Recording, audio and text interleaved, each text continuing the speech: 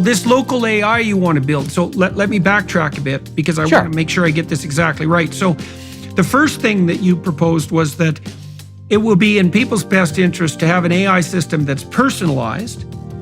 That'll protect them against all the AI systems that aren't personalized, but not only personalized, but local. And so that would be to some degree detachable from the interconnected web, at least sporadically detachable. Okay, and that AI system will be something you can carry around locally, so it'll be a gadget like a phone, and it will also record everything that you experience, everything that you read, everything that you see. It'll know you inside and out and backwards, which will also imply, interestingly enough, that it will be able to calculate the optimal zone of proximal development for your learning. Like Bjorn Lomborg has already reviewed evidence suggesting that if you supply kids in the developing world with an iPad, essentially, that can calculate their zone of proximal development in relationship to, say, advancing their literacy ability, their ability to identify words and to understand text, and that it teaches at that level that kids can progress with an hour of training a day, which is dirt cheap, by the way, they can progress the equivalent of 3 years for each year of education. And that's with an hour of exposure. Now, the system you're describing, man, it could be driving learning at an optimized rate in multiple dimensions, mathematical, semantic, skill-based, conceptual, simultaneously. Memory. For hours, memory training for hours a day. One of the things that appalls me about our education system is with the computer technology we have now, every child should be an expert word and letter recognizer, and they should be able to, say, read music, because a computer can teach a kid how to automatize perception with extreme precision and accuracy, way better than a human teacher can manage. But we haven't capitalized on that technology at all. But the technology that you're describing, like, it'll be able to figure out at what level of comprehension you're capable of reading. Then it can calculate what book you should read next that would slightly exceed that level of comprehension, and it'll just keep you on that edge, in that zone, nonstop. So you're envisioning a future very rapidly, it's already here, where we're already androids. And that is already the case, because a human being with an iPhone is an android. Now, we're still mostly biological androids, but it isn't obvious how long that's going to be the case. And so what that means, like I've laughed for years, I have a hard drive on which everything I've worked on has now been stored since 1984.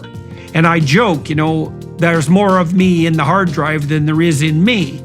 And it's not a joke, really, because it's real. It's real, right? There's tens of thousands of documents on that hard drive, and weirdly enough, I know where every single one of them is. So wow. So now we're going to be in a situation. So what that means is we're in a situation now where a lot of what actually constitutes our identity has become digital. If your AI is being utilized in the best possible way, as we just discussed, educating you, being a memory when you are forgetting something, whispering in your ear. And I'll give you another angle to this, is imagine having your therapist in your ear. Imagine having Jordan Peterson right here guiding you along, because you've aligned yourself to want to be a certain person. You've aligned yourself to try to keep on this track. And maybe you want to be more biblical. Maybe you want to live a more Christian life. It's whispering in your ear saying, that's not a good decision. So it could be considered a nanny, or it could be considered a motivational type of guide. And that's available pretty much right now.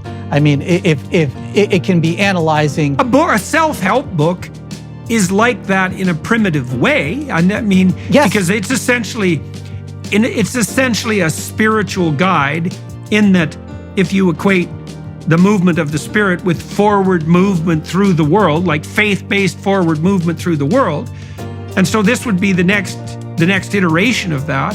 in some sense. I mean, that's what we've been experimenting with, this system that I mentioned that contains all the lectures that I've given and so forth. I mean, you can now ask it questions, which means it's a book, but it's a book personalized to your query. Exactly. And the next iteration of that would be your corpus of information available, rented, whatever, with the corpus that individual identifies with it. And again, on their side of it. So you're interfacing with theirs, and they are interacting with what would be your reactions if you were to be sitting there in a consultation. So it's a very powerful potential.